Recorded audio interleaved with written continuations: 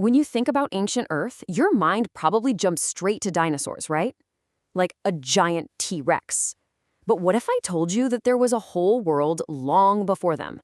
A world filled with creatures that were somehow even weirder. This was the time of Earth's first monsters. So let's dive into the world that came before the dinosaurs. No, seriously. Just stop for a second and picture that. An 8-foot-long armored millipede coming right at you. This isn't something out of a sci-fi movie. It was a real, living creature that once crawled on this very planet. This was Earth millions of years before the first dinosaur ever even hatched. And it didn't stop with the millipedes. Not even close.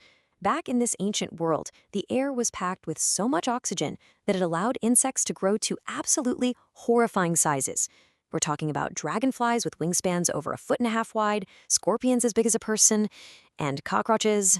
Well, let's just say you would have needed a much, much bigger shoe.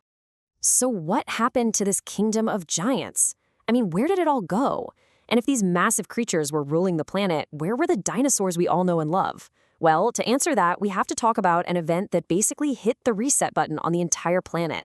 This wasn't just another mass extinction. This was the single closest life on Earth has ever come to being completely, totally erased. An event so devastating it earned the name the Great Dying. So around 252 million years ago, the Permian mass extinction brought this whole era of giant insects and bizarre early reptiles to a really brutal end. It was, without a doubt, the greatest catastrophe in the history of life. Far, far worse than the asteroid that killed the dinosaurs. So how did it happen? It all started with these unbelievable volcanic eruptions in what we now call Siberia. And we're not just talking about a few mountains blowing their tops. These were giant cracks in the Earth's crust that just poured out lava for thousands of years. This process flooded the atmosphere with insane amounts of CO2 and sulfur dioxide, which kicked off runaway global warming. Acid rain poisoned the land and water, and the oceans basically suffocated as their oxygen levels just plummeted. It was a total, systematic collapse of everything. And the result of all that? 95%. Let that sink in for a minute. 95% of all species on this planet were wiped out. Gone. It was like the slate of life was wiped almost completely clean. But as we know, every end is also a beginning. The Great Dying left a huge void, a totally empty world just waiting for new rulers to crawl out from the ashes. The world that came next was, well, a pretty harsh and alien place. All the continents were kind of mashed together into one giant landmass, Pangaea. The climate was just brutal, with scorching hot deserts and wild temperature swings. Life was barely hanging on, mostly in the oceans. And it was on this empty, desolate stage that a brand new drama was about to play out. With the old guard completely gone, the world was up for grabs, and 2 new groups of animals evolved to compete for total control of this new world. This was the battle that would really decide the future of all life on land. Okay, so in one corner you had the synapsids, and believe it or not, these were our own super distant ancestors, some of the very first true monsters to walk the earth. And in the other corner, the archosaurs. This was the group that would eventually give rise to both crocodiles and, you guessed it, the dinosaurs. Both groups were fierce, and both of them wanted to be king of the hill. So who was the top dog, the apex predator of this Triassic period? It actually wasn't a dinosaur. It was an archosaur called Postosuchus. The best way to picture this thing is like a massive land-based crocodile that could run down almost anything in its path. For millions of years, creatures like this were the undisputed rulers. The dinosaurs?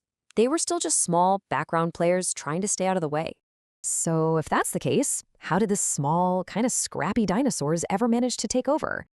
Well, as it turns out, the planet had one more reset button to push before their time could really, truly begin. Around 201 million years ago, the Triassic period just came to a screeching halt. And this time, it wasn't an asteroid. It was another round of intense global warming, most likely caused by yet another huge surge of volcanic activity as that supercontinent, Pangaea, started to break apart. Now, this event wasn't nearly as bad as the Great Dying, but it was still devastating. About half of all species disappeared, including many of those big, dominant archosaurs and most of the large synapsids. It basically acted like a filter, clearing out a lot of the competition. And who were the ones who made it through that filter? You got it, the dinosaurs. For a bunch of reasons, they were just uniquely adapted to survive those harsh new conditions. And with their main rivals suddenly gone, the world was theirs for the taking. The age of the first monsters was over.